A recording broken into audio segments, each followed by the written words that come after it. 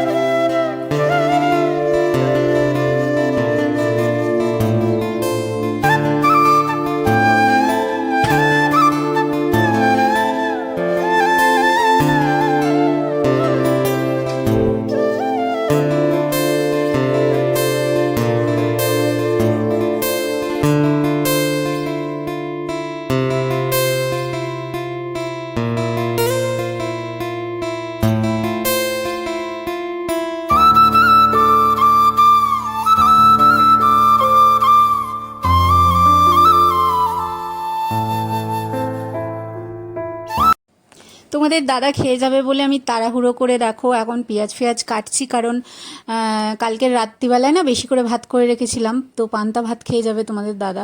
আর আজকে সে খেয়ে যেত না, রান্না করতে আমাকে বারণ করে দিয়েছে। আজকে আমার ভারী মজা জানো তো, রান্নাঘরে ছুটি মানে এই গরমে বিশাল ব্যাপার। আর এই রান্নাঘরে মানে রান্না করতে আসা যেন এখন শাস্তিকর বিষয় হয়ে গেছে এই গরমেতে। তো যাই হোক, তো ভাতেতে আমি কালকে রাতে একটা আলুও দিয়ে রেখেছিলাম যাতে আলু ভাতেটা মাখতে পারি। আর তোমাদের দাদা আলু ভাতে দিয়ে পান্তা ভাত খেতে মানে পছন্দ করে, তো শুধু পান্তা ভাত ভালো খায় না, তো একটুখানি আলু ভাতে হলে ভালো লাগে। তো সেই জন্য দেখো তোমাদের দাদা স্নানে গেছে আর আমি এখানে খাবার দাবার রেডি করছি। তো ভাবছি যে আলুটা ওই মাখতো, কিন্তু দেরি হয়ে যাবে বলে ভাবলাম যে আলুটা আমি মেখে দিই, মানে মেখে রেখে দিই, সমস্ত কিছু গুছিয়ে রেখে দিই, কারণ সে তো খাওয়ায় খুব নখরা করে। এবার খাবো না করতে থাকে। তো এবার কি হবে আমি জানি না, আমি তো সব কিছু রেডি করছি, এবার সে খেয়ে যাবে কি যাবে না জানি না। এই নিয়ে কিন্তু আমার সাথে নিত্য দিনের অশান্তি তোমাদের দাদার সাথে, যে আমি তো কষ্ট করে রান্না করি তার জন্য, নিজের জন্য তো রান্না করতে ভালো লাগে না, তার জন্যই রান্না করি। আর সে কি করে ওই রকম খাওয়া দাওয়া তার, মানে খাবো না এরকম করলে চলবে বলো? শরীরটা তো আগে শরীর, তারপরে বাকি সমস্ত কিছু। যাই হোক, সমস্ত কিছু রেডি করলাম, দেখা যাক এখন কি হয়। তো তোমাদের দাদার জন্য খাবার তো রেডি করে রেখেছি, দেখলে এখানে আছে পান্তা আর এখানে আছে আলু ভাতও মেখে রেখেছি, না হলে তার আবার দেরি হয়ে যায়। তো চলো ভাতটা দিয়ে দিই। আমার ছেলে ঘুম থেকে উঠে পড়েছে গো, ওই যে আমার পচা, উঠেই আ করে চেল্লাচ্ছে আমার বাবা, শুয়ে থাকো। চলো তোমাদের দাদাকে খাবারটা দিয়ে নি। এই হচ্ছে আলু ভাতে, জলদি একটুখানি ভাত দিয়েছি, তোমাদের দাদা ওইটুকুনি নিয়েই ঝগড়া করলো আমার সাথে। গরমে এমনি একটুখানি ভাত রয়েছে, ওইটুকু খেতেই ওর কষ্ট। আমার বাবা ও আর এখন শুয়ে থাকতে চায় না, ও খালি কোলে কোলে কোলে কোলে ঘুরবে, কোলে কোলে ঘুরবে পাপা, কোলে কোলে ঘুরতে চায় এখন। এবার আমি কাজ করবো না, ওকে কোলে কোলে ঘোরাবো বলো তো? আর এখন গরমে পুরো জামা পুরো ভিজে যাচ্ছে, মানে ঘাম হয়ে। এবার ভেজা জামায় কোলে নিতেও পারি না। আর একটুখানি ঘুম হলো, ঘুম থেকে এই যে উঠে গেছে, উঠে দেখছে পাপা, ও পাপা কি দেখছিস জানলা দিয়ে? আলো দেখছো? আজকে ফ্রেন্ডস উঠেছিলাম 6:30টার সময়, যে আমি আজকে সকাল সকাল কাচাকুচিগুলো করে নেবো, যেহেতু চাদর ফাদর তুলেছিলাম, এই চাদরগুলো মায়ের বাড়ি পাঠাতে ভুলে গেছি, ভাগ্যিস ভুলে গেছি, আমার মা কিন্তু খুব অসুস্থ। তো যাই হোক, তো সেগুলোকে কাচবো বলেই সকাল সকাল উঠেছিলাম, কিন্তু সকাল সকাল উঠেও আমি মানে করতে পারিনি। তো আর বেলার দিকে ছাদে এত রোদ যে বসে থাকলে আমার টাকটাই পুরো ফেটে যাবে জানো তো। তো সেই জন্য ভাবলাম যে এইখানে যেখানে আমি বাসন কাসন ধুই সেখানে চাদর ফাদরগুলো ভালো করে করে চুবিয়ে রাখি, তারপরে ওগুলোকে কেচে নিয়ে ছাদে গিয়ে ধুয়ে মেলে দেবো। মানে ইচ্ছে করে না ছাদে যেতে, এত রোদের তাপ যে কি বলবো ফ্রেন্ডস। আর এখানে ছেলের কাঁথা ছিল, তারপরে আমার বিছানার চাদরটা তুলেছিলাম, ঘরফর ঝেড়েছিলাম, তোমাদের তো বললাম সেগুলো ছিল আগের ভিডিওতে। তো সেগুলো তো ধুতে হবে এখন, তো তাড়াতাড়ি করে ভিজিয়ে রাখি। আর তোমাদের দাদা তো বেরিয়ে গেছে, এবার তারপরে হচ্ছে এইগুলোকে আমাকে ছাদে তুলতে হবে। তো তারপরে দেখা যাক। ছাদে এসছি জামা কাপড়গুলো কেচে নিচ থেকে ফ্রেন্ডস, প্রচণ্ড রোদ ছাদে, সেই জন্য ছাদে আর কাচতে পারিনি, ওই জন্য নিচ থেকে কেচে নিয়ে এলাম। এবার ছাদেতে এই যে এইগুলোকে ধোবো, ধুয়ে মেলে দেবো। আর দেখো প্রচণ্ড রোদে গাছগুলোর কি অবস্থা, এ বাবা পুরো শুকিয়ে যাচ্ছে, যেন পাতাগুলো কেমন হয়ে গেছে। দেখো জবা গাছ করিয়ে এসছে একটা, বাহ কি সুন্দর। আর লক্ষ্মী জবা একটা ফুল ফুটেছে, দেখো কি সুন্দর লাগছে। নিজের হাতের গাছে না ফুল ফুটলে দারুণ লাগে। আর নয়নতারা গাছটাও বেশ সুন্দর হয়েছে। আর এটা হচ্ছে আমার শাশুড়ি মা এনেছিল, এটাও বেশ বড় বড় জবা হয়। তো নিজের হাতের তৈরি গাছগুলোতে ফুল ফুটলে সত্যি খুব ভালো লাগে। দেখো কিন্তু এই গাছটা, হ্যাঁ এই যে করিয়ে এসছে, ফুল হবে। প্রচণ্ড রোদের তাপ। আর এখানে নীলকণ্ঠ গাছটাও গ্রো করছে। আর এখানে কি লাগিয়েছে এটা জানি না, এখানে জবা গাছ না লঙ্কা গাছ জানি না। আর এখানটাও দেখো নয়নতারা গাছগুলোতে ফুল হয়েছে। আর এটা হচ্ছে ওই কলকে ফুল, বেশ হয়েছে বলো, এই ছায়াটাতেই মনে হচ্ছে গাছগুলোকে এনে রাখতে হবে। তো কষ্ট হচ্ছে জামা কাপড়গুলো মানে কেচে কি বলবো। তো এই যে এখান দিয়ে মেলে দিয়েছি, এগুলো আমার বাড়িতে পাঠানোর কথা ছিল, ওয়াশিং মেশিনে মা ধুয়ে দেবে। কালকে মায়ের ধুম জ্বর, জানো, এত খারাপ লাগছে, মানে এত কষ্ট হচ্ছে যে আমি মায়ের কাছে যেতে পারছি না। কি বলবো তোমাকে, তোমাদের আর কি। তো চলো জামা কাপড়গুলো মেলে দিয়েছি। আর এত গরমে মানুষ টিকতে পারছে না, গাছ কি টিকবে বলো তো। সেই জন্য ওখান থেকে গাছগুলোকে নিয়ে আমি এখানে রেখে দিলাম। এখানটা একটু একটু জল দিই, যেন প্রাণ পাবে গাছগুলো, প্রাণ ফিরে পাবে। চলো একটু একটু জল দিয়ে দিয়েছি, এই যে একটু একটু জল দিয়ে দিয়েছি, যেন প্রাণ ফিরে পেলো গাছগুলো। থাক ছায়াতে, এইখানটা একটু ছায়া আছে, এই জন্য সরিয়ে দিলাম। তো চলো এবার নিচে যাওয়া যাক। জামা কাপড় তো মেলেই দিয়েছি, এবার গিয়ে স্নান করব, ছেলেকে স্নান করাবো, ব্যাস তাহলেই হয়।